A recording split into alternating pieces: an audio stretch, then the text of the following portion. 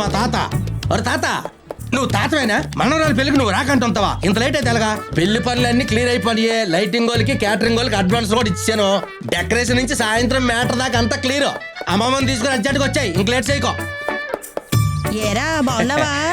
ఏంటి పాపా ఒక్కదాని వచ్చినావా? మా ఏడే ఇంకా పొలం పనులు అవ్వలేదు కదరా, రాలేదు. నాకు అర్థమైందిలే, ఎక్కడికి వెళ్ళాడు. సరే నువ్వు లోపలికి నీ తల్లిలోడేలే. హలో, ఎవరండి? హలో సార్, నేను కరెంట్ ఆఫీస్ నుంచి కాల్ చేస్తున్నాను. గత 2 నెలలుగా మీ బిల్ అనేది పెండింగ్ లో ఉంది కాబట్టి ఇప్పుడు ఒక 10 నిమిషాల్లో మీ కరెంట్ కట్ చేస్తున్నారు. ఏంటి మేడం, 2 నెలల నుంచి బిల్లు కట్టలేదా? నేను బిల్లు కట్టి 2 రోజులు అయిందండి. చూడండి, ఇక్కడ మేము కరెక్ట్ గానే చెక్ చేసి చెప్తున్నాము. 2 నెలలుగా మీ బిల్ అనేది పెండింగ్ లో ఉంది కాబట్టి ఒక 10 నిమిషాల్లో మీ కరెంట్ ఇప్పుడు తీసేస్తున్నారు. ఏంటమ్మా? నా రూమ్ లో ఏసీ రావట్లేదు. మన రూమ్ లోకి వెళ్ళి పెద్ద ఫ్యాన్ ఉంది సార్, వెళ్ళు. ఆ మేడం గారు చెప్పండి. సార్, మేము ఇక్కడ చెక్ చేసే చెప్తున్నాం. మీరు 2 నెలలుగా బిల్ కట్టలేదనే చూపిస్తుంది. మేడం అది కాదు మేడం, ఒక పక్క మా చెల్లి పెళ్లి జరుగుతుంది, చుట్టాలు బంధువులు అందరూ వచ్చారు.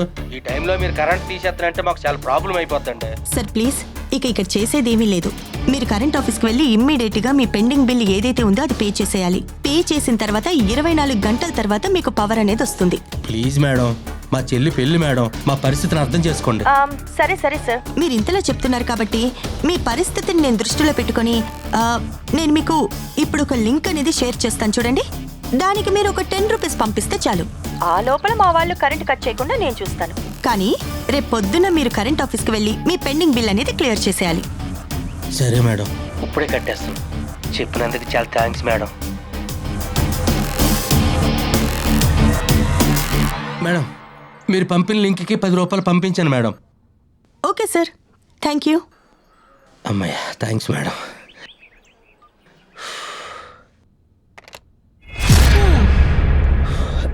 అన్నయ్య, కాఫీ.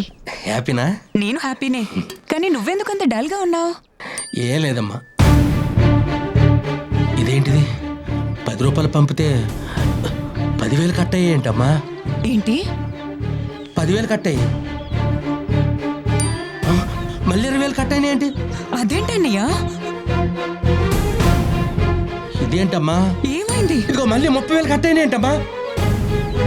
ఏం చేశారు? ఏమైందన్నయ్య? ఏం చేయలేదమ్మా, ఒక లింక్ క్లిక్ చేశాను, అక్కడి నుంచి కట్ అవుతున్నాయి డబ్బులు. అదిగో మళ్ళీ 40,000 కట్ అయినాయి. చూడు చూడు, అదిగో అమ్మా మళ్ళీ 50,000 పోనాయి. బాబా, చెల్లి పిల్లకి దాచి డబ్బులన్నీ పోతున్నాయి. అమ్మా అదిగో మళ్ళీ 50,000 పోనాయి. అయ్యో, డబ్బులన్నీ పోతున్నాయి కదా బాబా, దాని పిల్లలు చేయాలి. చెల్లి పెళ్లి కోసం దాచుకున్న డబ్బులన్నీ లాగేశారు కదరా.